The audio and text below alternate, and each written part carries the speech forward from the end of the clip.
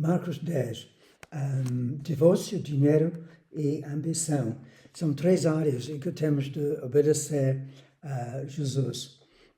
Eu quero ler na Bíblia, capítulo 10 de Marcos, versículo 1. Então Jesus saiu dali e foi para a região da Judeia e para o outro lado do Jordão. Novamente uma multidão veio a ele e, segundo o seu costume, ele ensinava. Alguns fariseus aproximaram-se dele para pô-lo à prova, perguntando: é permitido ao homem divorciar-se da sua mulher? Outra versão mais antiga diz: é permitido ou lícito repudiar a sua mulher. Os fariseus queriam testar Jesus para ver qual linha que ele seguiu. Ou a linha do Rabi Shammai, o Rabi muito conservador, ou o Rabi Hillel, mais liberal. Eu vou falar mais sobre isto daqui a pouco. E versículo 3. O que Moisés lhe ordenou, perguntou ele. Jesus sempre voltou para o Antigo Testamento, para a Torá, em vez dos ensinos do Mishnah, dos rabis. Eles disseram: Moisés permitiu que o homem lhe desse uma certidão de divórcio e mandasse embora. Então, em vez de interpretar a Bíblia, Jesus citou Moisés. E ele deu permissão de lei. Esta permissão de lei se encontra em Deuteronômio 24, 1, em que existe uma cláusula de exceção. Normalmente, casamento é vinculativo, mas existe na Bíblia dois, se incluímos morte, três, exceções. Divórcio é para sempre, mas em Deuteronômio 24 encontramos aqui uma exceção. Vou encontrar 24:1, que se um homem casasse com uma mulher e depois não a quiser mais para encontrar nela algo que ele reprova, terá certidão de divórcio à mulher e mandá-la embora. Ou seja, se ele encontrar nela uma indecência ou imoralidade antes de casar, se ele não achar graça, pode ser interpretado mais liberalmente. Mas o hebreu diz indecência.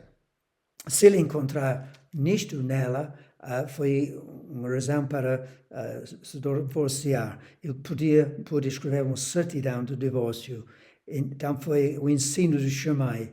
Jesus seguiu o ensino de Shammai. Outro ensino do Rabi foi o ensino de Hillel, mais liberal, como eu já tinha dito, que diz que um homem podia divorciar-se de uma mulher se ele não gostou da comida que ela fez por ele, por outras razões. Então, qualquer razão. Mas Jesus foi para o Rabi mais conservador. Mateus 5:32 confirma esta cláusula de exceção. Nós vamos ver que é um pouco diferente do que Marcos 10, em que Jesus frisa que não há nenhuma razão para divórcio. Mas em Marcos 10 existe uma cláusula. Diz em versículo 32, vamos começar em 31, foi dito: aquele que se divorciar de sua mulher deve dar-lhe certidão de divórcio. Mas eu lhes digo que todo aquele que se divorcia de sua mulher, exceto por imoralidade sexual, faz que ela se torne adúltera. E quem se casar com uma mulher divorciada estará cometendo adultério. A versão do João Almeida é muito difícil, não é muito apropriado, porque diz que se ele encontrar com ela prostituição. Mas a palavra no grego é porneu, que quer dizer imoralidade geral. Pode ser sexo fora de casamento, simplesmente, mas não é necessariamente prostituição. Inclui prostituição, mas é mais geral. Então, esta foi uma razão pela qual o vínculo o compromisso do casamento é quebrado. E a mulher, o homem, assim inocente, pode casar outra vez. Marcos 10, se nós voltamos para Marcos 10, Jesus dá um ensino sobre o ensino mais importante sobre casamento. Temos aqui versículo 5, Marcos 10, 5. Respondeu Jesus: Moisés escreveu essa lei por causa da dureza do coração de vocês. Mas no princípio da criação, Deus os fez homem e mulher. Por esta razão, o homem deixará pai e mãe e se unirá à sua mulher. E os dois se tornarão uma só carne. Assim, eles já não são dois, mas sim uma só carne. Portanto, o que Deus uniu, ninguém os separa. Este é o objetivo principal para casamento, que não haja divórcio, é para sempre. Versículo 10 diz que o 11, se for assim, os discípulos dizem é melhor não se casar, porque parece um patamar muito alto. Então, é normativo, é de esperar que o casamento é para sempre. É um compromisso até a morte. Isto é o ensino de Jesus e temos de seguir o ensino dele. 1 Coríntios 7:10 diz que se existe esta possibilidade, e existem muitas dificuldades em todos os casamentos, mas se um casal chega a um ponto de desacordo completo e se vai haver separação, então eles devem esforçar-se para reconciliação. Vamos ler 1 Coríntios 7, versículo 10, sobre isto, que não é fim da história quando há uma separação. Eu vou ler aqui. Aos casados dou este mandamento, não eu, mas o Senhor, que a esposa não se separa do seu marido, mas se o fizer, que permanece sem se casar, ou então reconcilie-se com o seu marido. E o marido não se divorcie de sua mulher. Mais uma vez, este é o padrão bíblico.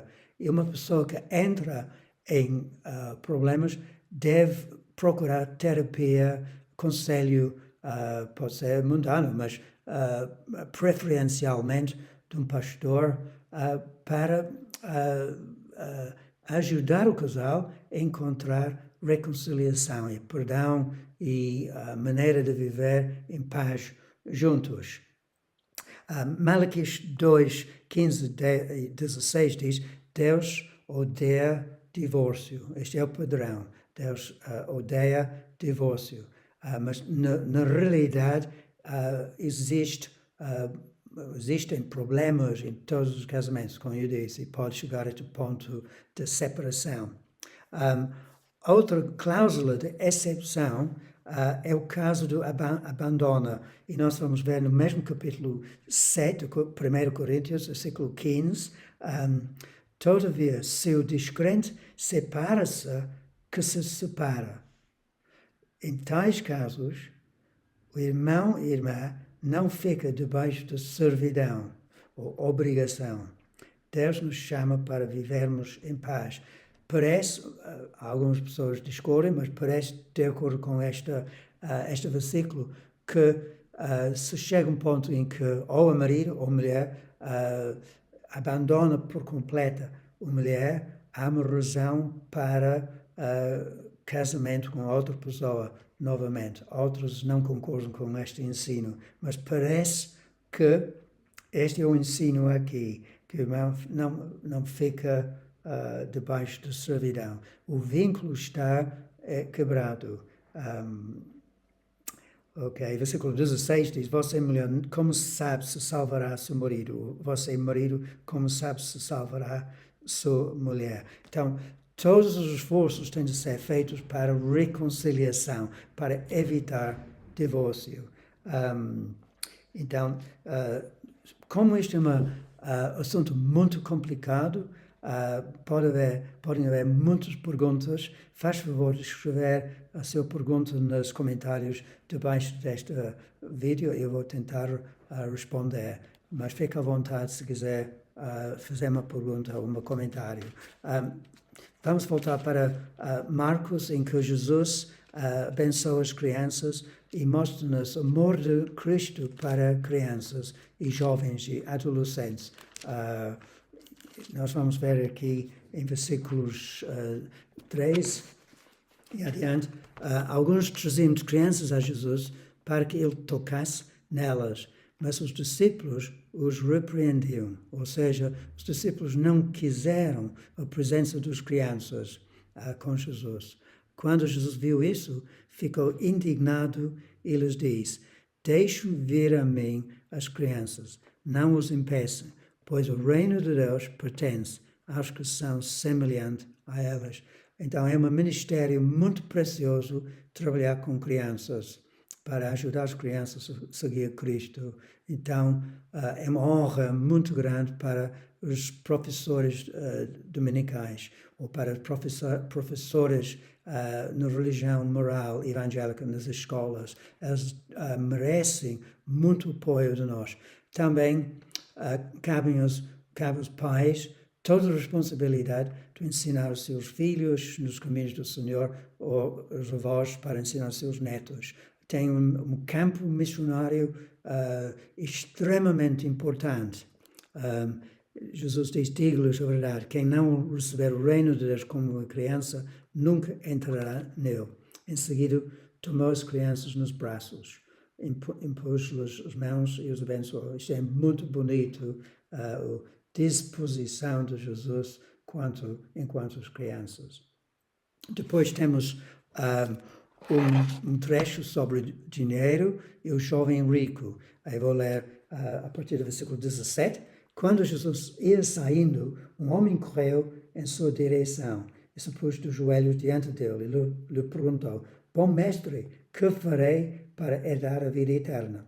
Respondeu-lhe Jesus: por que você me chama bom? Ninguém é bom, a não ser que é Deus. Você conhece os mandamentos: não matarás, não adulterarás, não furtarás, não darás falso testemunho, não enganarás ninguém, honra teu pai e tua mãe. E 20, ele declarou: mestre, e a tudo isso tenho obedecido desde a minha adolescência. Jesus olhou para ele e o amou. Uma frase muito bonita.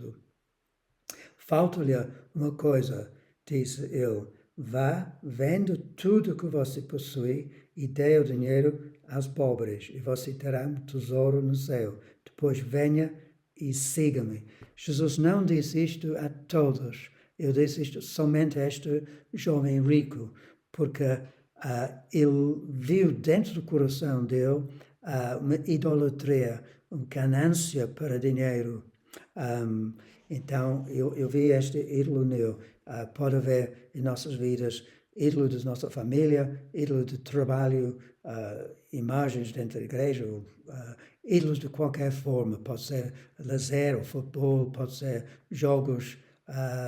Deus vai falar ao seu coração sobre se existe um ídolo na tua vida. Versículo 23 a 24. Jesus olhou ao redor e disse aos seus discípulos: como é difícil aos ricos entrar no reino de Deus. Neste caso, Jesus apontou alguns desses mandamentos, mas cobiça é outro mandamento. É difícil para os ricos entrar no reino de Deus. Os discípulos ficaram admirados com essas palavras, mas Jesus repetiu: filhos, como é difícil entrar no reino de Deus. De facto, a melhor tradução está no Almeida, que diz: como é difícil para aqueles que confiam nas riquezas. As riquezas em si não são maus, mas pode se tornar uma estorvo, um obstáculo quem confia nas riquezas, dinheiro, bens, móveis, imóveis. Então, ele diz: quem confia nas riquezas. depois, em versículo 25, é mais fácil passar um camelo pelo fundo de uma agulha do que um rico entrar no reino de Deus. Os discípulos ficaram perplexos e perguntavam uns aos outros, neste caso, quem pode ser salvo? Jesus olhou para eles e respondeu, para o homem é impossível, mas para Deus não. Todas as coisas são possíveis para Deus. Isto mostra-nos que quando nós começamos a pensar a seguir Cristo, somos cheios dos ídolos e paixões. Não podemos salvar a nós próprios. É só pela graça de Deus, pela fé nele. Quando confiamos nele, pela salvação que ele adquiriu na cruz. É uma necessidade de fé e na graça desmerecida de Deus. Agora, em versículo 28, Pedro ficou um pouco autojustiçado e diz, nós deixamos tudo para seguir-te, em contraste com o jovem. Respondeu Jesus, digo-lhes a verdade, ninguém que tenha deixado casa, irmãos, irmãs, mãe, pai, filhos ou campos, por causa de mim e do Evangelho, deixará de receber 100 vezes mais, já no tempo presente, casas, irmãos, irmãs, mães, filhos, campos e com eles perseguição, e na era futura a vida eterna. Contudo, muitos primeiros serão últimos, e os últimos serão primeiros. Ou seja, ele frisa a necessidade de autonegação. Mas com a autonegação, quando nós tomamos a cruz e seguimos Cristo, sempre há muita bênção. Nós encontramos vida, realização, satisfação, realizamos muita coisa por causa do nosso sacrifício. E Deus proporciona muitos amigos. Quanto mais generoso nós somos, Deus proporciona muita provisão e muitos amigos, graças a Deus. Eu vou ler primeiro Timóteo 6, em que Paulo fala da necessidade de contentamento na vida cristã e como é bom não fazer um ídolo de dinheiro. Diz no versículo 10, pois amor ao dinheiro é a raiz de todos os males. Algumas pessoas, por cobiçarem a dinheiro, desviaram-se da fé e se atormentaram com muitos sofrimentos. Então, ele está a avisar que dinheiro pode nos tirar do caminho da fé. Idolatria qualquer, mas aqui o caso é dinheiro. É um perigo para nós quem vai, principalmente na sua vida, a seguir riquezas. E uma casa maior é justificado quando nós precisamos, mas temos de pôr primeiro o reino de Deus. E Deus sabe as nossas necessidades. Agora, voltando para Marcos 10, Jesus diz, Marcos diz, versículo 32, eles estavam subindo para Jerusalém e Jesus ia à frente. Os discípulos estavam admirados quanto os que seguiam estavam com medo. E Jesus falou sobre a morte e ressurreição. É uma predição sobre isto.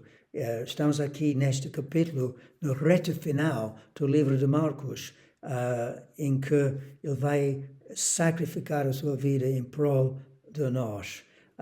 Logo a seguir, vai haver um trecho, esse é o terceiro ponto deste livro que eu quero realçar, é o perigo de ambição, o fome para poder, o fome para posição, seja na igreja, seja na família, seja no trabalho. É ganância por poder, faz parte da nossa carnalidade. E, por natureza humana, queremos dominar sobre outras. E vemos isto em versículos 35 e 37. Nisso, Tiago e João, filhos de Zebedeu, aproximaram-se dele e disseram, Mestre, queremos que nos faças o que vamos te pedir. E 36. O que vocês querem que eu lhes faça? Perguntou ele. 37. Eles responderam, permite que, na tua glória, nós assentemos em tua direita e outra à tua esquerda. Ou seja, estes dois irmãos, no outro evangelho diz, Salomé, a mãe, pediu uma posição mais alta que os outros discípulos, ambição. Os outros discípulos, os 12, e Jesus diz, eu vou ser batizado no fogo do sofrimento, no cruz. Vocês são dispostos a passar por sofrimento, o batismo de pureza, de sofrimento. E versículo 42, eu vou começar em 41. Quando os outros 10 ouviram essas coisas, ficaram indignados com Tiago e João. Jesus os chamou e disse, vocês sabem que aqueles que são considerados governantes das nações os dominam. Este é o padrão de carnalidade. Pessoa que quer ser líder, a ambição no coração. E as pessoas importantes exercem poder sobre elas. É uma luta de poder. Nós vemos isto em várias nações neste momento, especialmente com China, com Rússia, com os Estados Unidos. Não será assim entre vocês.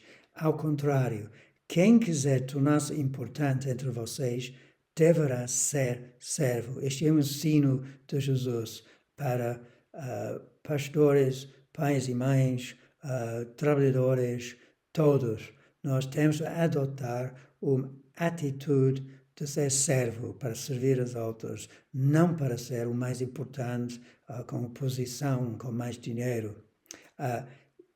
44. Quem quiser ser o primeiro deverá ser escravo de todos. Isso não cai muito bem sobre nós hoje em dia. Nós precisamos adotar esta atitude de ser um escravo, um servo que serve os outros com as ações mais humildes. Por exemplo, levar o lixo para fora da casa, lavar casa de banho, seja qual for as necessidades, as ações mais humildes, nós devemos prontificar-nos para fazê-los. Diz o versículo 45, pois nem mesmo o Filho do Homem veio para ser servido, mas para servir e dar a sua vida em resgate por muitos. Jesus nos mostrou esta humildade, este coração de servo em sacrificar a sua própria vida, tomando sobre ele os nossos pecados. E nós devemos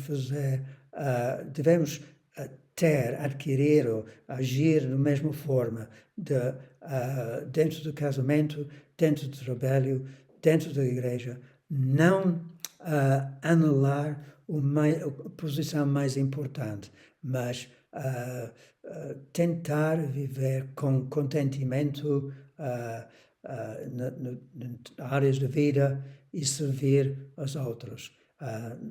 Isto requer o Espírito Santo.